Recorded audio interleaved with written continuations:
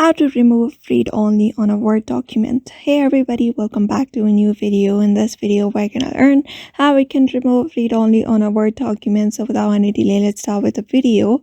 But before that, don't forget to hit the like, share, and subscribe icon.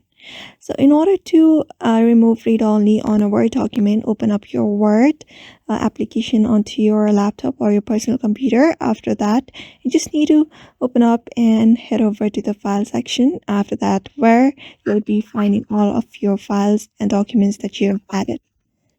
And there you just need to click on save as, where you'll be finding all of the documents that you have already created. And here you need to go on to browse.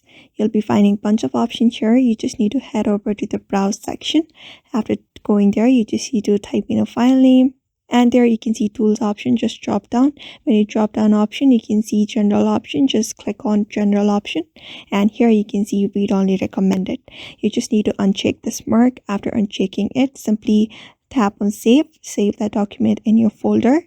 And that should basically do and remove your read only on your particular document. So therefore, just follow that method in order to remove it. So I hope this video was helpful to you, and thank you for watching this video.